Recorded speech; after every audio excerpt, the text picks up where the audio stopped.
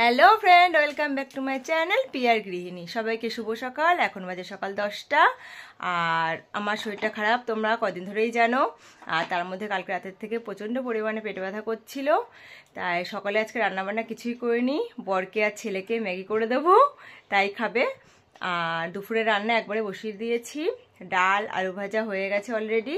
আর কালকে আমার শ্বশুরমশাই একটু চিংড়ি মাছ রেখেছিল, সেটা ভেজে রেখেছিলাম, রান্না করিনি। আজকে সেটা লাউ চিংড়ি করব। আর আমার বাবা মা বাড়িতে নেই, বাইরে গেছে একটু, এই কারণে আমাদের দুই বোন একা রয়েছে। সেইখানে আজকে চলে যাব। এই 4টে সাড়ে 4টের সময় চলে যাব, তখন তোমাদের দেখাবো তো অবশ্যই। আর দেখো আমার ছেলে একদিন চলে এসেছিল, এই জন্য ভিডিওটা একটু কাট করতে হয়েছে, সরি গাইস। আর এই দেখো আমার ছেলে মটরশুঁটি ছাড়া,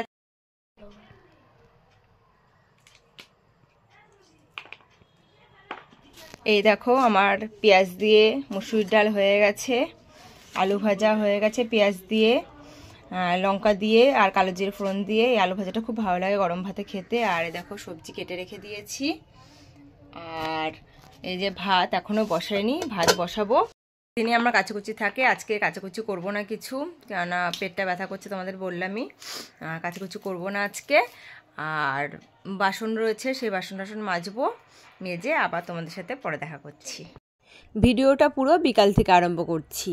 দুপুরে বললামই কি রান্নাবান্না করেছি, ওই খাওয়া দাওয়া করে শুয়ে পড়েছিলাম। এবার বেশ বিকাল হয়ে গেছে, আমার বোন ফোন করে বলছে, কিরে আসবি না? আমি বাজারে এসেছি, চলে আয়, একসাথে বাড়ি যাব।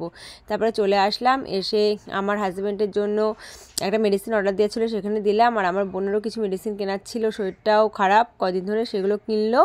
আর হঠাৎ করে দেখি আমার ছেলে গায়ে ধুম জ্বর এসে গেছে।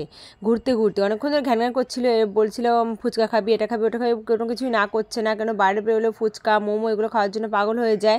আজকে কোনো কিছুই খাচ্ছিল, অনেকক্ষণ ধরে বুঝতে পারছিলাম কিছু একটা হয়েছে। আমি ভাবলাম হয়তো পেটের প্রবলেম বা ফটির প্রবলেম হচ্ছে এই কারণে, কিন্তু না, দেখলাম পরে গায়ে খুব ধুম জ্বর এসে গেছে। আর সেই দোকান থেকে ওষুধ নিয়ে ওষুধ খাওয়ালাম। তারপরে আমার বোনের অনেকগুলো উইন্টার কালেকশন কেনার কথা ছিল, সেগুলো এবার আমরা ভাবলাম কিনবো না, ওর যেহেতু শরীরটা এত খারাপ হয়ে গেছে, বাড়ি চলে যাব।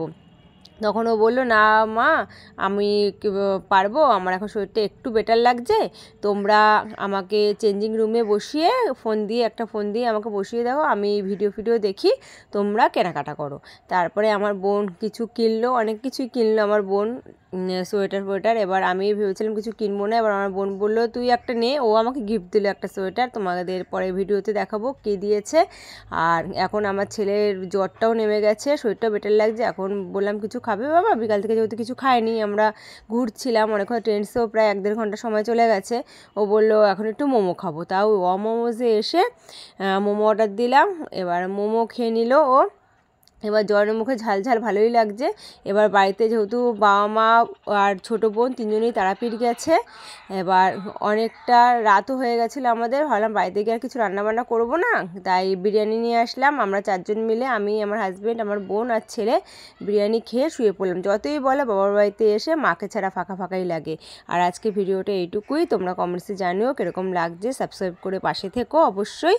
আর গুড নাইট, চলো দেখাচ্ছে পরের ভিডিওতে, টাটা।